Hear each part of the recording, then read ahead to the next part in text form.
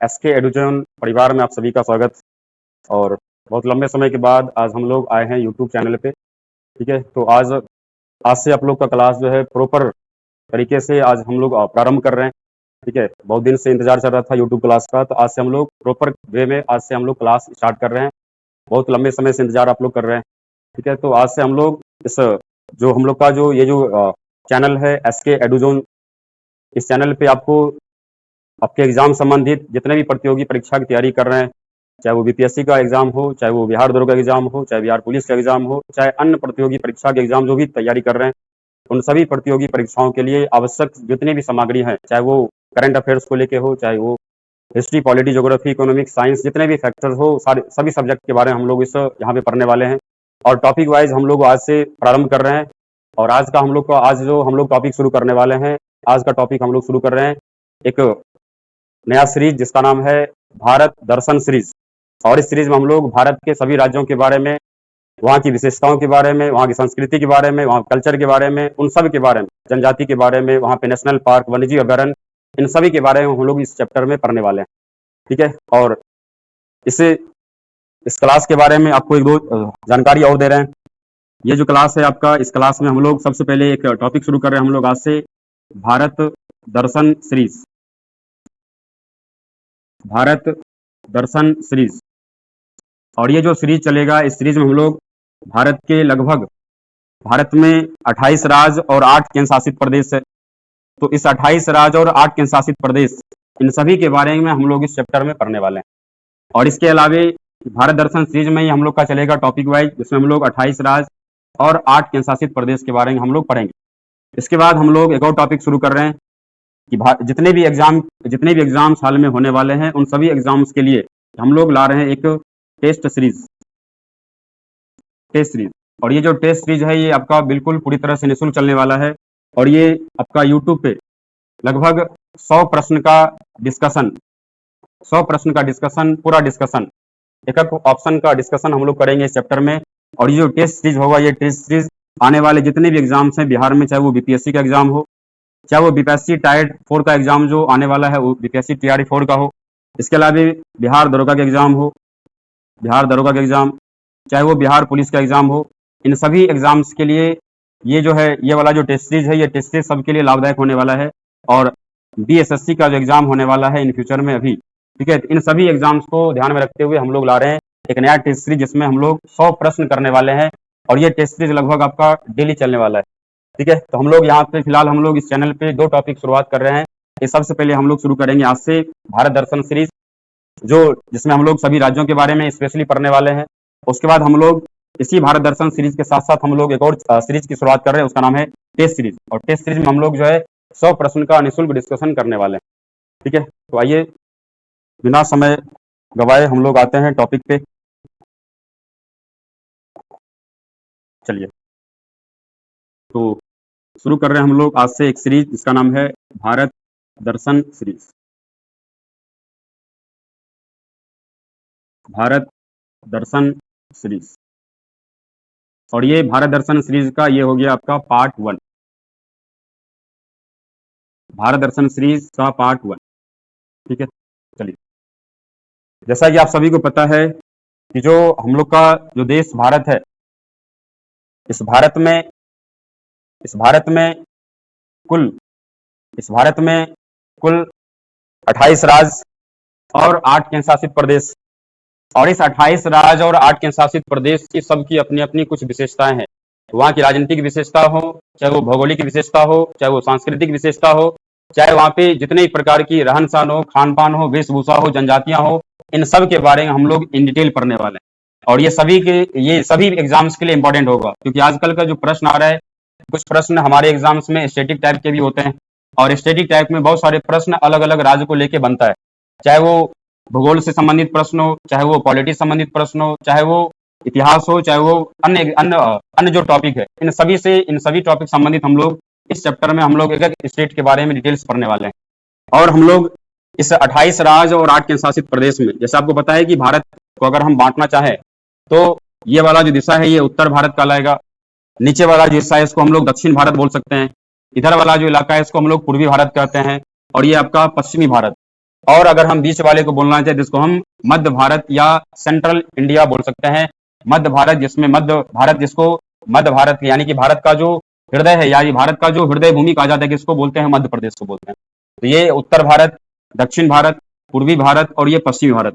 और इसी भारत का एक और अभिन्न हिस्सा है, उसका नाम है उत्तर पूर्वी भारत। जिस उत्तर पूर्वी भारत में लगभग भारत के टोटल, इस उत्तर पूर्वी भारत में भारत के कुल 8 राज्य शामिल है। जिस 8 राज्य को हम लोग बांट सकते हैं 2 भाग में। एक कहलाता है हम लोग का 7 सिस्टर, एक है हम लोग का 7 सिस्टर, और 7 सिस्टर के अलावे एक राज्य और है, उस राज्य का नाम है सिक्किम। एक राज्य का नाम है सिक्किम, जिसमें हम लोग पढ़ने वाले हैं। सबसे पहले हम लोग आज शुरुआत करने वाले हैं भारत के उत्तर पूर्वी राज्य जो है, भारत के उत्तर पूर्वी राज्यों के बारे में, भारत के उत्तर पूर्वी राज्य के बारे में। और इस उत्तर पूर्वी राज्य भारत का एक अभिन्न हिस्सा है। और ये जो उत्तर पूर्वी राज्य जहां पे आपको दिख रहा होगा, यहाँ पे एक राज्य है, उसका नाम है पश्चिम बंगाल। और पश्चिम बंगाल का ये वाला हिस्सा है, यहाँ पे ये वाला हिस्सा जिसको हम लोग चिकन नेक कहा जाता है। और चिकन नेक के माध्यम से ही जितने भी यहाँ पे राज्य है उत्तर पूर्वी भारत, सभी क्या है? भारत के मुख्य भूमि से क्या हुए? जुड़े हुए हैं। ठीक है, जिसको यहाँ पे सिलीगुड़ी कॉरिडोर के नाम से भी जानते हैं। ठीक है, सिलीगुड़ी कॉरिडोर या इसको चिकन नेक के नाम से जानते हैं। और चिकन नेक के माध्यम से ही क्या है, यहाँ पे भारत के जितने भी उत्तर पूर्वी भारत के राज्य हैं, जिसमें हम लोग 8 राज्य के बारे में पढ़ते हैं, इसमें 7 सिस्टर प्लस एक हो जाता है सिक्किम। तो इन सभी राज्यों के बारे में हम लोग सबसे पहले आज इसमें पढ़ने वाले हैं। और इस उत्तर पूर्वी भारत के जितने भी राज्य हैं, उन सभी राज्यों में एक बहुत ही खूबसूरत राज्य, एक बहुत ही महत्वपूर्ण राज्य, उस राज्य का नाम है सिक्किम। तो आज जो हम लोग पढ़ने वाले हैं, उस राज्य का नाम होगा सिक्किम। चलिए,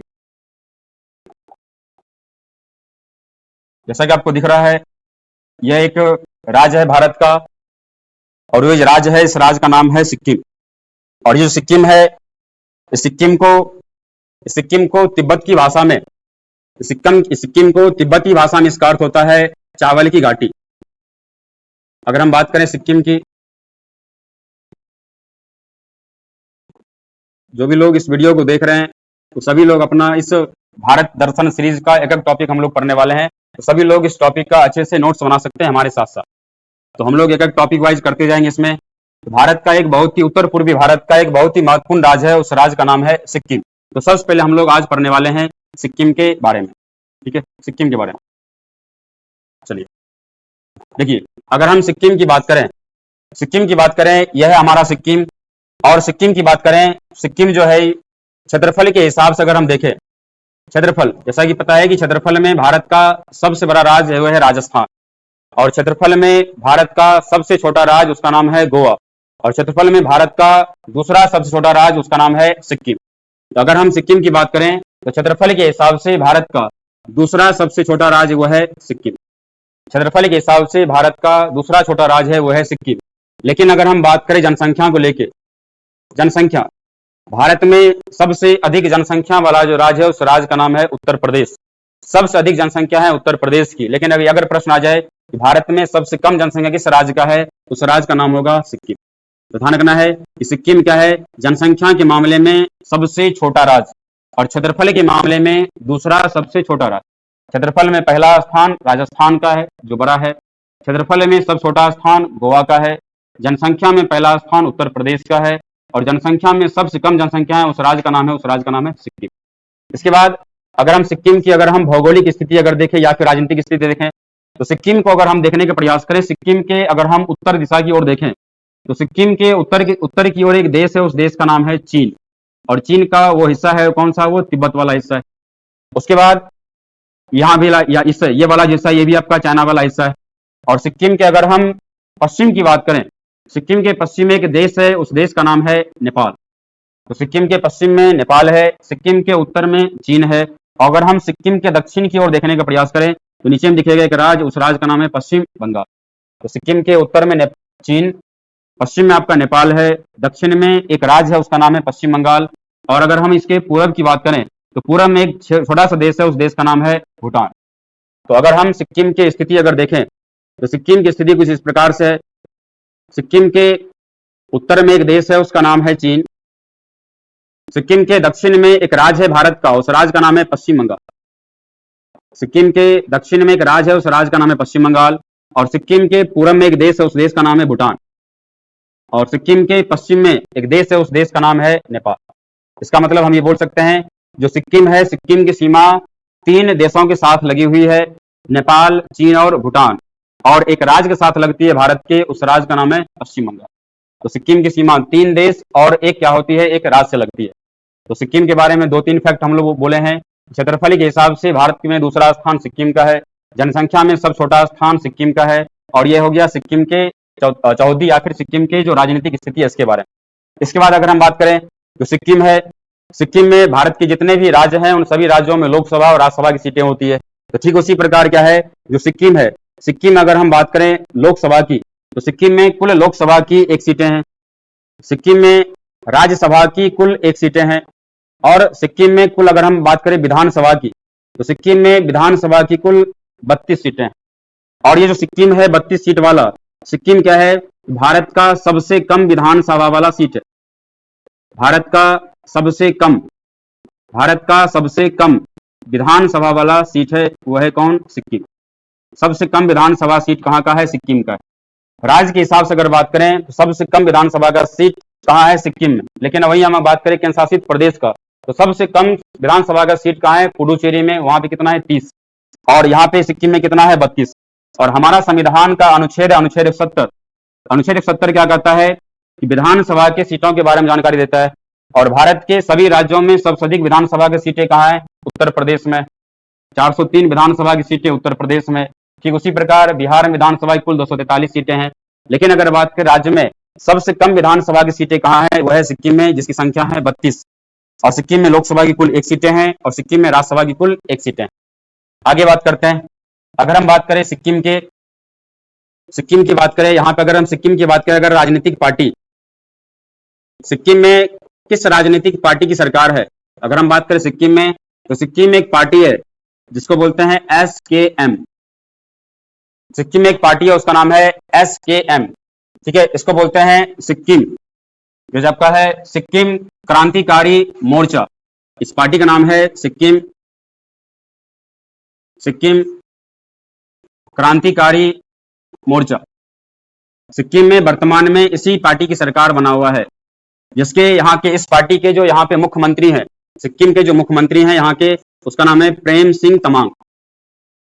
सिक्किम के वर्तमान के जो मुख्यमंत्री हैं यहाँ पे, उसका नाम है प्रेम सिंह तमांग, और जिसका संबंध है किस पार्टी से, उस पार्टी का नाम है सिक्किम क्रांतिकारी मोर्चा, जिसको शॉर्ट में बोला जाता है SKM। ऐसे भी सिक्किम को हम लोग शॉर्ट में SKM लिख सकते हैं। तो सिक्किम को पार्टी का ध्यान रखना है, सिक्किम क्रांतिकारी मोर्चा, ठीक है। चलिए, ये हो गया राजनीतिक स्थिति की बात कर ली, सिक्किम की सीमा की बात कर ली, सिक्किम विधानसभा, राज्यसभा और लोकसभा की सीटें बात कर ली।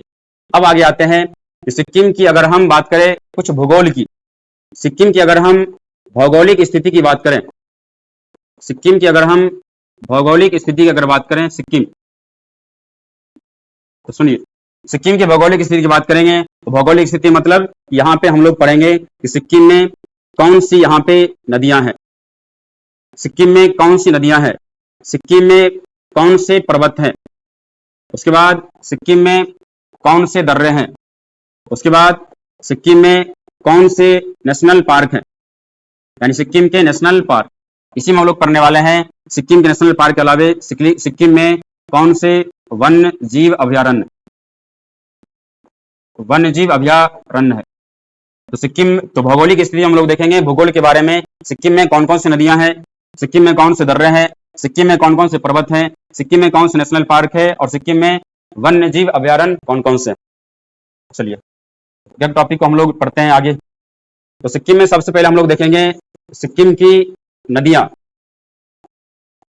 सबसे पहले हम लोग देखने वाले हैं सिक्किम की नदियां, और सिक्किम की जो सबसे महत्वपूर्ण नदी में आती है उस नदी का नाम है तीस्ता। सिक्किम की सबसे महत्वपूर्ण नदी है, उस नदी का नाम है तीस्ता। सिक्किम की सबसे महत्वपूर्ण नदी है, उस नदी का नाम है तीस्ता। और अगर हम तीस्ता की बात करें, जो तीस्ता नदी है, इस तीस्ता नदी को बोला जाता है सिक्किम की जीवन धारा।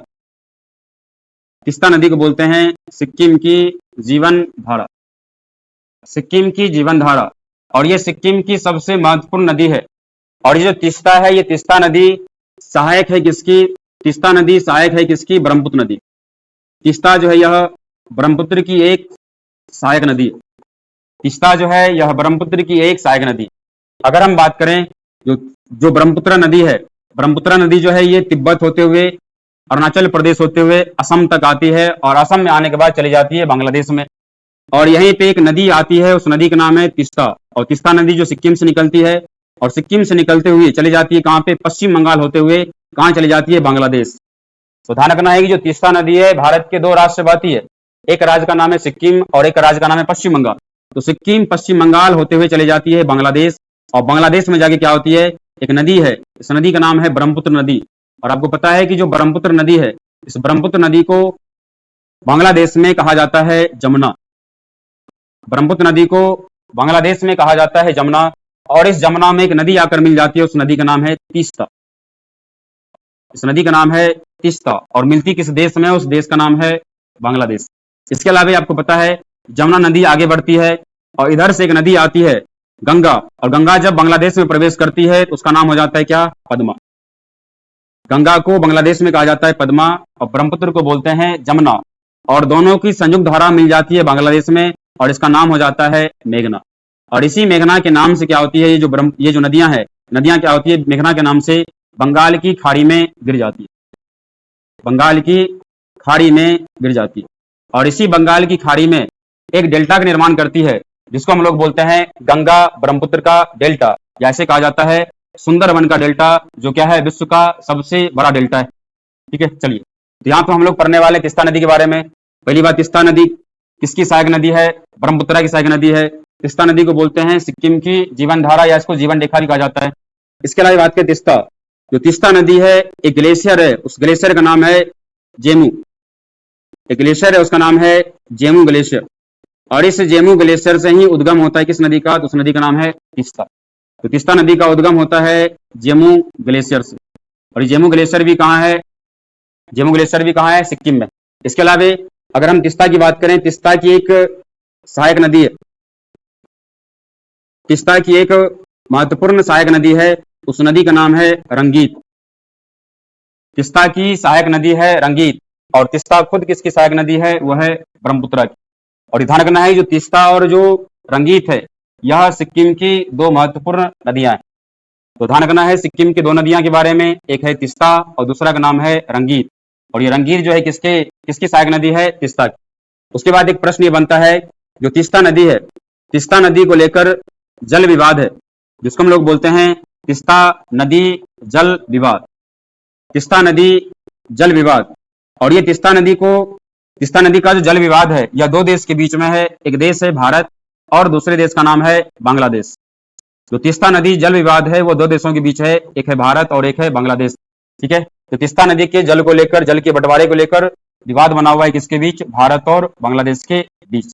तो ये इतना सारे पॉइंट हमें ध्यान रखना है तीस्ता नदी के बारे में। ठीक है, चलिए, तो जेमू ग्लेशियर के बारे में ध्यान रखना है। ठीक है, और ये जेमू ग्लेशियर से क्या होता है, तीस्ता नदी का उद्गम होता है।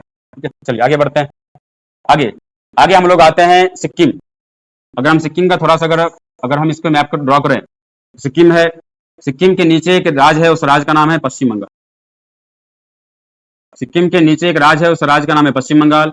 सिक्किम के इधर आपका पूरब है, इधर एक राज्य है, उसका देश है, उसका नाम है भूटान। सिक्किम के पश्चिम में एक देश है, उस देश का नाम है नेपाल। और सिक्किम के उत्तर की बात करेंगे, यहाँ पे एक देश है, उसका नाम है चीन। ठीक है, और दूसरा हम लोग बात करने वाले, नदी के बाद हम लोग बात करने वाले हैं सिक्किम के दर्रे। दर्रे यानी कि पास, तो पर्वतों के बीच आने जाने के लिए जो मार्ग होता है, उस मार्ग को हम लोग दर्रा कहते हैं। और सिक्किम में कुछ महत्वपूर्ण दर्रे हैं जो एग्जाम में पूछा जाता है बार बार। सिक्किम में यहाँ पे एक दर्रा है, इस दर्रा का नाम है नाकुला। सिक्किम में यहाँ पे एक दर्रा है, उस दर्रा का नाम है नाकुला। उसके बाद सिक्किम में यहाँ पे एक दर्रा है, इस दर्रा का नाम है नाथुला। यहाँ पे एक दर्रा है, उस दर्रा का नाम है नाथुला। उसके बाद सिक्किम में यहाँ पे एक दर्रा है, इस दर्रा को हम लोग बोलते हैं जलेपला, जलेपला, जलेपला दर्रा। तो ध्यान रखना है सिक्किम में तीन महत्वपूर्ण दर्रे हैं। सिक्किम में एक दर्रा है, उसका नाम है नाकुला। सिक्किम में एक दर्रा है, उसका नाम है नाकुला दर्रा, नाकुला दर्रा। दूसरे दर्रे की बात करेंगे तो एक दर्रा है, उसका नाम है नाथुला, नाथुला दर्रा। और तीसरा जो दर्रा है, उस दर्रे का नाम है, जिसको हम लोग बोलते हैं जलेपला दर्रा, जलेपला। ये सिक्किम के तीन महत्वपूर्ण दर्रे हैं। और जो नाथुला दर्रा है, इस नाथुला दर्रे से भारत और तिब्बत को ही जोड़ता है नाथुला दर्रा। और जो नाथुला दर्रा है, इस नाथुला दर्रा को क्या किया गया है, जब आपको पता है कि 1962 में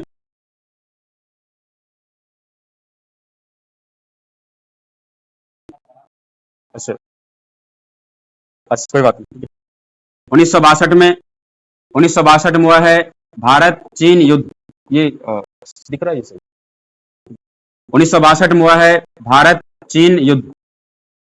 1962 में हुआ है भारत चीन युद्ध। और इस भारत चीन युद्ध के दौरान क्या था कि इस नाथुले दर्रा को बंद कर दिया गया। नाथुला दर्रा को उस समय इस युद्ध के बाद बंद कर दिया गया, लेकिन 2006 के बाद इस नाथुला दर्रा को फिर से ओपन कर दिया गया है। और ये जो नाथुला दर्रा है, इस नाथुला दर्रा से कैलाश मानसरोवर की यात्रा भी किया जाता है। ध्यान रखिएगा ये सारा दर्रा। तो नाथुला दर्रा, जलेपला दर्रा, नाकुला दर्रा, ये तीनों दर्रे का संबंध है, उस राज्य का नाम है सिक्किम। चलिए आगे बढ़ते हैं। चलिए अब हम लोग अगले बात करेंगे आगे। सिक्किम में एक बहुत ही महत्वपूर्ण पर्वत चोटी है। सिक्किम में एक बहुत ही महत्वपूर्ण पर्वत चोटी है, उस चोटी का नाम है कंचनजंगा। सिक्किम की एक बहुत ही महत्वपूर्ण पर्वत चोटी, जिसको हम लोग नाम जानते हैं कंचनजंगा। कंचनजंगा। और ये जो कंचनजंगा चोटी है, अगर हम इस कंचनजंगा चोटी की बात करें, ये जो कंचनजंगा चोटी है, इसकी ऊंचाई है 8586 मीटर। 8586 मीटर। और अगर हम इस कंचनजंगा की बात करें तो कंचनजंगा क्या है, और ये कंचनजंगा ये जो है ये महान हिमालय का हिस्सा है। कंचनजंगा महान हिमालय के अंतर्गत आता है।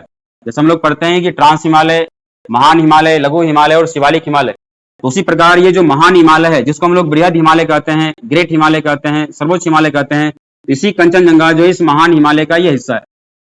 और इस चूंकि ये मुख्य हिमालय का हिस्सा है, महान हिमालय का हिस्सा है, इसलिए जो कंचनजंगा है यह क्या है, तो भारत में स्थित, कंचनजंगा की बात करेंगे तो कंचनजंगा क्या है, भारत में स्थित हिमालय की सबसे ऊंची चोटी। भारत में स्थित हिमालय की सबसे ऊंची चोटी है। भारत में स्थित हिमालय की सबसे ऊंची चोटी।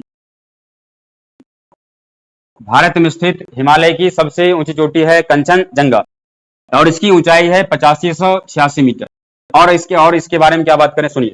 जो कंचनजंगा है यह विश्व की तीसरी सबसे ऊंची चोटी है।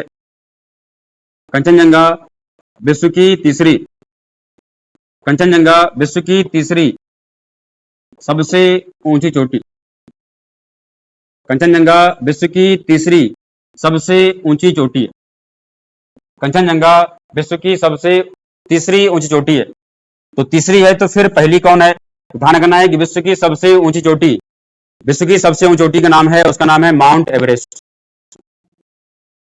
विश्व की सबसे ऊंची चोटी जिसका नाम है माउंट एवरेस्ट, जिसको हम लोग बोलते हैं माउंट एवरेस्ट। और ये जो माउंट एवरेस्ट है, ये माउंट एवरेस्ट भी महान हिमालय का हिस्सा है। और ये जो माउंट एवरेस्ट कहाँ पड़ता है, नेपाल में पड़ता है। और इस माउंट एवरेस्ट को कहा जाता है नेपाल में सागरमाथा के नाम से जानते हैं। और ये जो माउंट एवरेस्ट है, इसकी ऊंचाई है 8848 मीटर लगभग है। इसकी ऊंचाई लगभग बढ़ा हुआ भी है।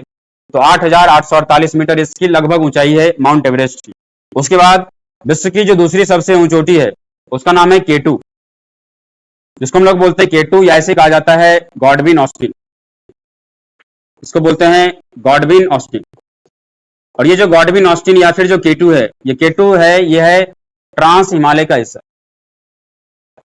K2 जो है वह ट्रांस हिमालय का हिस्सा है। और अगर हम K2 की बात करें, जो K2 है, K2 की बात करें, जो K2 है, ये क्या है, जो K2 है यह भारत की सबसे ऊंची चोटी है। भारत की सबसे ऊंची चोटी, भारत की सबसे ऊंची चोटी जिसका नाम है K2 या फिर नाम है इसका गॉडविन ऑस्टिन। और ध्यान रखना है, यहाँ पे लिखा हुआ है भारत में स्थित हिमालय की सबसे ऊंची चोटी, तो आंसर होगा इसका कंचनजंगा। लेकिन आंसर सिर्फ इतना पूछे हमसे कि भारत की सबसे ऊंची चोटी, तो आंसर होगा हमारा K2 या फिर गॉडविन ऑस्टिन, जो पीओके वाले हिस्से में स्थित है। और ये जो कंचनजंगा है, ये क्या है, मुख्य हिमालय का हिस्सा है। लेकिन ये मुख्य हिमालय नहीं, बल्कि ये ट्रांस हिमालय का हिस्सा है। और ये हो गया विश्व की पहली चोटी, दूसरी सबसे ऊंची चोटी। और तीसरी की बात करेंगे तो तीसरी जो चोटी अभी लिखे हैं उसका नाम है कंचनजंगा। कंचनजंगा। तो ध्यान रखना है ये विश्व की 3 सबसे बड़ी ऊंची चोटियां, एवरेस्ट, K2 और कंचनजंगा। और कंचनजंगा कहाँ स्थित है? सिक्किम में स्थित है। ठीक है, ये सारे बातें ध्यान रखना है कंचनजंगा के बारे में। ठीक है, और ये भी ध्यान रखना है जो कंचनजंगा है, इस कंचनजंगा को 2016 में, कंचनजंगा को 2016 में एक संस्था है, उस संस्था का नाम है यूनेस्को। एक संस्था है, उस संस्था का नाम है यूनेस्को, जिसका मुख्यालय कहाँ है? पेरिस में। और ये जो यूनेस्को है, इस यूनेस्को के द्वारा इस कंचनजंगा को घोषित किया गया है मिश्रित विरासत। भारत का एकमात्र मिश्रित जो विरासत स्थल है, भारत का एकमात्र मिश्रित विरासत स्थल जिसका नाम है कंचनजंगा, जिसको घोषित किया गया है सन 2016 में। ठीक है, तो ध्यान रखना है यूनेस्को की वर्तमान में भारत में कुल 44 हेरिटेज हैं, जिसमें जो एकमात्र मिक्स्ड हेरिटेज है, जिसको हम लोग बोलते हैं मिश्रित विरासत स्थल, वो एकमात्र है कौन? वो है कंचनजंगा, जो स्थित कहाँ पे है? सिक्किम में। ये हो गया चोटी के बारे में, ध्यान रखना है इसके बारे में। ठीक है, चलिए आगे हम लोग बढ़ते हैं। सिक्किम की कुछ महत्वपूर्ण झीलें हैं। सिक्किम की एक बहुत ही महत्वपूर्ण झील है, सिक्किम की अगर हम झील की बात करेंगे, सिक्किम की झील, अगर हम सिक्किम की झील की बात करें, सिक्किम में एक बहुत ही महत्वपूर्ण झील है, उस झील का नाम है चोलामू झील। सिक्किम की एक बहुत ही प्रसिद्ध झील है, उसको बोलते हैं चोलामू झील, चोलामू लेक के नाम जैसे जाना जाता है। और ये चोलामू झील है, यह है क्या? यह है भारत की सबसे अधिक ऊंचाई पर स्थित झील। भारत की सबसे अधिक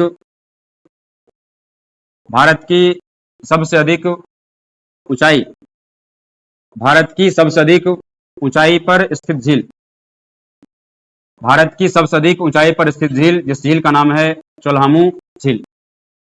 भारत की सबसे ऊंचाई पर स्थित झील है चोलामू झील, जो स्थित है कहां पे? सिक्किम में स्थित है। इसके अलावा बात करें दूसरा झील का नाम, तो सिक्किम में एक और बहुत ही महत्वपूर्ण झील है, उसका नाम है गुरु डोंगमार झील। इसे कहा जाता है गुरु डोंगमार झील, गुरु डोंगमार झील। यह भी एक सिक्किम की बहुत ही महत्वपूर्ण झील है। गुरु डोंगमार झील और एक है चोलामू झील, ये दोनों झील का संबंध है भारत के एक छोटा सा राज्य, उसका नाम है सिक्किम। तो सिक्किम के दर्रा हम लोग पढ़ चुके हैं, सिक्किम की नदियां हम लोग पढ़ चुके हैं, सिक्किम में हम लोग पढ़ चुके हैं कि सिक्किम का एक बहुत ही महत्वपूर्ण पर्वत चोटी है, उसका नाम है कंचनजंगा। आगे हम लोग पढ़ने वाले हैं सिक्किम के बारे में। सिक्किम के यहाँ पे कुछ, सिक्किम में यहाँ पे कुछ जनजाति के बारे में, सिक्किम में कुछ जनजातियां पाई जाती है, और सिक्किम की कुछ महत्वपूर्ण जनजाति में एक बहुत ही महत्वपूर्ण जनजाति है सिक्किम का, उसका नाम है लेप्चा। सिक्किम की एक बहुत ही महत्वपूर्ण जनजाति है, उसका नाम है लेप्चा जनजाति। और यहाँ पे एक जनजाति है, उसका नाम है लिम्बू, लेप्चा लिम्बू। यहीं पे एक जनजाति है, उसका नाम है भूटिया। यहीं पे एक जनजाति है, उसका नाम है शेरपा। ये सारी जनजाति का संबंध है सिक्किम से। सिक्किम में लेप्चा जनजाति, लिम्बू जनजाति, भूटिया जनजाति और शेरपा जनजाति पाई जाती है सिक्किम में। और ध्यान रखना है सिक्किम की एक बहुत ही महत्वपूर्ण, सबसे महत्वपूर्ण जनजाति माता है, उसका नाम है लेप्चा। इसके अलावा बात करें सिक्किम की, अगर हम भाषा की बात करें, यहाँ पे मतलब कौन सी भाषा बोली जाती है, तो सिक्किम में अंग्रेजी बोली जाती है, सिक्किम में यहाँ पे अंग्रेजी बोली जाती है, सिक्किम में यहाँ पे नेपाली बोली जाती है, सिक्किम में यहाँ पे नेपाली भी बोली जाती है, और सिक्किम में यहाँ पे लेप्चा, यहाँ लेप्चा भी यहाँ की भाषा है। तो सिक्किम में यहाँ पे मुख्य रूप से अंग्रेजी, नेपाली भाषा बोली जाती है, और लेप्चा भी यहाँ की कुछ भाषा, लेप्चा भी कुछ लोग बोलते हैं। इसके अलावा और बात करें सिक्किम में, अगर हम बात करें किस धर्म के लोग ज्यादातर रहते हैं, तो सिक्किम में जो है हिंदू धर्म, सिक्किम में हिंदू धर्म और बौद्ध धर्म, सिक्किम में हिंदू धर्म और बौद्ध धर्म को मानने वाले लोगों की संख्या अधिक है। हिंदू धर्म और बौद्ध धर्म संबंधित है हम लोग का सिक्किम। इसके अलावा बात करें सिक्किम में और क्या, तो सिक्किम में जो हिंदू धर्म को मानने वाले हैं और जो बौद्ध धर्म को मानने वाले हैं, तो बौद्ध धर्म का यहाँ पे एक बहुत ही प्रसिद्ध मठ है। सिक्किम में बहुत ही प्रसिद्ध बौद्ध मठ है, उस बौद्ध मठ को हम लोग नाम जानते हैं, उसको बोलते हैं रोमटेक बौद्ध मठ। सिक्किम में एक बहुत ही प्रसिद्ध बौद्ध मठ है, उस बौद्ध मठ का नाम है रोमटेक बौद्ध मठ, जिसका संबंध है सिक्किम से। इसके अलावा और क्या बात करें, तो सिक्किम है ये बौद्ध मठ, यहाँ पे रोमटेक बौद्ध मठ है। इसके अलावा क्या करें, यहाँ पे एक एयरपोर्ट, सिक्किम में एक एयरपोर्ट है। अच्छा, इसके अलावा थोड़ा सा, इसके अलावा हम लोग पढ़े थे कि जो सिक्किम है, सिक्किम की राजधानी सबको पता होना चाहिए। सिक्किम की राजधानी है क्या? उसका नाम है, सिक्किम की राजधानी क्या है बताइए? उसकी राजधानी का नाम है गंगटोक। सिक्किम की राजधानी है गंगटोक। और ध्यान रखना है, सिक्किम का जो एयरपोर्ट है इसी गंगटोक से कुछ दूर पास है, इसको बोलते हैं Pakyong airport. Pakyong airport, Pakyong airport. तो पाक्योंग एयरपोर्ट का संबंध है सिक्किम से। सिक्किम का एक बहुत ही महत्वपूर्ण एयरपोर्ट है, उसका नाम है पाक्योंग एयरपोर्ट। और ये पाक्योंग एयरपोर्ट कहाँ है? सिक्किम में। इसके अलावा ध्यान रखना है आपको, सिक्किम के कुछ त्योहार, सिक्किम के कुछ त्योहार, सिक्किम में कुछ त्योहार मनाया, जैसे आपको सिक्किम का एक बहुत ही महत्वपूर्ण त्योहार है जिसको बोलते हैं हम लोग लोसांग या लोसुंग कहा जाता है। लोसुंग कहा जाता है, इसको बोलते हैं क्या? लोसांग कहा जाता है। ठीक है, लोसांग या फिर लोसुंग त्योहार कहा जाता है सिक्किम में। यहीं पे मनाया जाता है एक त्योहार, उसको बोलते हैं भूमचू त्योहार। भूमचू या इसको बोलते हैं बुमचू, बुमचू या इसके कहा जाता है भूमचू।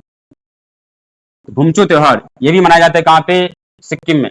इसके अलावा एक और यहाँ पे त्योहार मनाया जाता है, इसको बोलते हैं इसे लोसोंग। इसके अलावा यहाँ पे बौद्ध धर्म का एक बहुत ही पवित्र त्योहार होता है, इसको बोलते हैं हम लोग लोसर। एक और है लोसर त्योहार। और ध्यान रखना है कि लोसर त्योहार मनाया जाता है खास करके बौद्ध धर्म, बौद्ध धर्म। और यहीं पे एक और त्योहार मनाया जाता है, उसको बोलते हैं, जिसे बोलते हैं सागा दावा। सागा दावा, सागा दावा त्योहार भी बौद्ध धर्म से संबंधित है। सागा दावा त्योहार भी सिक्किम मनाते हैं। सिक्किम में लोसुंग त्योहार है, जिसी को लोसांग के नाम से भी जानते हैं। सिक्किम में भूमचू या फिर भूमचू त्योहार मनाया जाता है। इसके अलावा जो सिक्किम में इसको एक और त्योहार मनाते हैं, इसको बोलते हैं पांग लहोसवल। इसे कहा जाता है पांग, पांग लहोसवल, पांग लहोसवल त्योहार। इस त्योहार का संबंध भी सिक्किम से है। ध्यान रखना है, सिक्किम के दो तीन महत्वपूर्ण त्योहार है, खास करके बार बार प्रश्न आता है सागा दावा के बारे में और लोसांग फेस्टिवल के बारे में। तो लोसांग फेस्टिवल, सागा दावा फेस्टिवल मनाते कहाँ पे है? सिक्किम में मनाते हैं।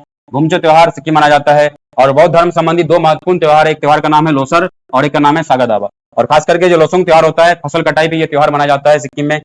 इसके अलावा, इसके अलावा सिक्किम में एक दो चीज हमें और पढ़ना है। तो सिक्किम है, सिक्किम में एक फसल का उत्पादन होता है जिसको बोलते हैं हम लोग बड़ी इलायची। बड़ी इलायची, बड़ी इलायची का सर्वाधिक उत्पादक जो राज्य है उस राज्य का नाम है सिक्किम। सिक्किम में बड़ी इलायची का उत्पादन बहुत बड़े स्तर पर होता है। और हम सिर्फ अगर इलायची की बात करें, जो इलायची का सबसे अधिक उत्पादन होता है भारत के केरल में। लेकिन अगर प्रश्न आ जाए कि बड़ी इलायची का एक बहुत ही महत्वपूर्ण उत्पादक राज्य, उसका नाम क्या है? सिक्किम। तो सिक्किम में इसके अलावा बड़ी इलायची होता है। यहाँ पे थोड़ी बहुत मात्रा में चावल की खेती होता है, यहाँ पे संतरे की खेती होता है। तो ध्यान रखना है ये सिक्किम है, लेकिन सिक्किम का महत्वपूर्ण फसल में माना जाता है और बड़ी इलायची का एक प्रकार का व्यापारिक फसल है। तो बड़ी इलायची का उत्पादन होता है कहाँ पे? सिक्किम होता है। तो सिक्किम के बारे में कुछ महत्वपूर्ण फैक्ट हम लोग पढ़े हैं। और सिक्किम के बारे में हम लोग पढ़े हैं, सिक्किम, अच्छा, भारत का, हम लोग को पता है सिक्किम को सन 2016 में, सिक्किम को सन 2016 में भारत का पहला, सिक्किम को सन 2016 में भारत का पहला 100%, भारत का पहला 100% जैविक राज्य घोषित किया गया है। 100% जैविक राज्य घोषित किया गया है। तो सिक्किम जो है, ये सिक्किम भारत का पहला 100% जैविक राज्य है, ऑर्गेनिक स्टेट है। यहाँ पे जैविक खेती किया जाता है। यहाँ पे जैविक खेती का मतलब होता है जहाँ पे हम रासायनिक उर्वरक का प्रयोग नहीं करते हैं, जहाँ पे हम शैवाल का प्रयोग करते हैं। शैवाल के प्रयोग के अलावा यहाँ पे हम लोग केचुआ का प्रयोग करते हैं, केचुआ से हम लोग वर्मी कंपोस्ट बनाते हैं। इस सब का प्रयोग करके हम लोग खेती करते हैं, उसको हम लोग जैविक राज्य कहा जाते हैं, उसको हम लोग जैविक खेती के नाम जानते हैं, जिसको वर्मी कल्चर कहा जाता है। तो भारत का पहला जो ऑर्गेनिक स्टेट है, जो भारत का पहला पूर्ण रूप से जैविक राज्य है, उस राज्य का नाम है सिक्किम, जो घोषित किया गया है सन 2016 में। एक और फैक्ट आपको ध्यान रखना है सिक्किम के बारे में, सिक्किम की एक बहुत ही महत्वपूर्ण घाटी है, उस घाटी के बारे में कई बार एग्जाम में आ चुका है प्रश्न, योथांग घाटी। योथांग घाटी, योथांग घाटी। और ये जो योथांग घाटी है, योथांग घाटी भी पड़ता है सिक्किम में। तो योथांग घाटी का संबंध भी सिक्किम से है। तो हम लोग पढ़ चुके हैं सिक्किम की जनजाति, सिक्किम के नेशनल पार्क, सिक्किम के जो झील हैं, सिक्किम की जो नदियां हैं, सिक्किम के जो त्यौहार हैं, सिक्किम के लोकसभा, राज्यसभा, विधानसभा की सीटों के बारे में, सिक्किम क्षेत्रफल के हिसाब से भारत का दूसरा सबसे छोटा राज्य पढ़े हम लोग, जनसंख्या के हिसाब सबसे छोटा राज्य पढ़े हैं, जनसंख्या में हम लोग पढ़े कि भारत का सबसे बड़ा राज्य उत्तर प्रदेश है, सबसे छोटा राज्य सिक्किम है, और इसके बाद पढ़े हैं कि सिक्किम में स्थित कंचनजंगा भारत की सबसे ऊंची चोटी है, जो कहाँ स्थित है? हिमालय में। इसके अलावा विश्व की जो तीसरी सबसे ऊंची चोटी है वो भी आपका क्या है? कंचनजंगा है। तो ये सारे फैक्ट्स हम लोग पढ़े हैं सिक्किम के बारे में, और ये सारे फैक्ट्स हमारे एग्जाम्स की दृष्टि से बहुत ज्यादा इंपॉर्टेंट। सिक्किम हम लोग पढ़ चुके हैं, यहाँ की जनजाति, यहाँ की भाषा, धर्म, बौद्ध मठ के बारे में, एयरपोर्ट के बारे में, यहाँ के कुछ प्रमुख त्योहार के बारे में। ठीक है, इसके अलावा हम लोग पढ़े हैं सिक्किम की कुछ झीलें के बारे में, चोल्हामू झील, गुरुडोंगमार झील के बारे में हम लोग पढ़े हैं। इसके अलावा हम लोग पढ़े हैं सिक्किम की चोटी जो भारत की सबसे ऊंची चोटी में माना जाता है हिमालय की, वो है कंचनजंगा। और अगर ओवरऑल ऐसे आ जाए प्रश्न की भारत की सबसे ऊंची चोटी, तो आंसर हम लोग करते हैं K2 या फिर गॉडविन ऑस्टिन, जिसकी ऊंचाई है 8611 मीटर, 8611 मीटर। और कंचनजंगा भी पढ़े थे हम लोग 8586 मीटर, 8586 मीटर। ठीक है, चलिए इसके अलावा हम लोग पढ़ चुके हैं, यहाँ पे 3 महत्वपूर्ण दर्रे हैं, एक नाकुला है, एक नाथुला है और एक जालेपला है। और 1962 के भारत चीन युद्ध के बाद इस नाथुला दर्रा को क्या कर दिया? बंद कर दिया गया था, लेकिन 2006 के बाद फिर से इसको खोल दिया गया। और उसके बाद हम लोग पढ़े हैं सिक्किम के नदी, जहाँ पे सिक्किम की बहुत ही महत्वपूर्ण नदी जिसका नाम है तिस्ता, जिसको सिक्किम की जीवन धारा कहते हैं। इसकी एक बहुत ये तिस्ता नदी खुद किसकी सहायक नदी है? ब्रह्मपुत्रा की सहायक नदी है। और सिक्किम ये जो आपका तिस्ता नदी है निकलती कहाँ से? जम्मू ग्लेशियर से निकलती है। और तिस्ता की एक बहुत ही महत्वपूर्ण सहायक नदी है, उसका नाम है रंगीत। और तिस्ता नदी के जल को लेकर दो देशों के बीच विवाद है, उस देश का नाम है भारत और बांग्लादेश। इसके अलावा हम लोग पढ़े सिक्किम की राजनीतिक पार्टियां, जिसका नाम है सिक्किम क्रांतिकारी मोर्चा, जिसके वहाँ के मुख्यमंत्री हैं प्रेम सिंह तमांग।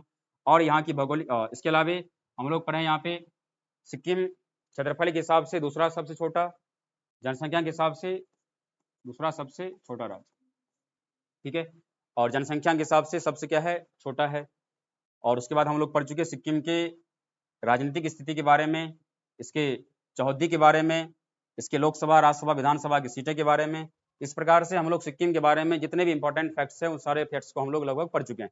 ठीक है, आशा करते हैं आपको ये क्लास अच्छा लगा होगा। और बाकी हम लोग इसके बाद हम लोग भारत के जो उत्तर पूर्वी राज्य है, उस उत्तर पूर्वी राज्य के जो अन्य राज्य हैं सिक्किम के अलावे जो भारत के अन्य 7 सिस्टर्स राज्य है, जिसमें अरुणाचल प्रदेश है, नागालैंड है, मणिपुर है, मिजोरम है, त्रिपुरा है, मेघालय और असम है, इन सभी राज्यों के बारे में हम लोग जिस प्रकार सिक्किम में पढ़े हैं, इस प्रकार और अन्य राज्यों के बारे में भी हम लोग पढ़े हैं। आशा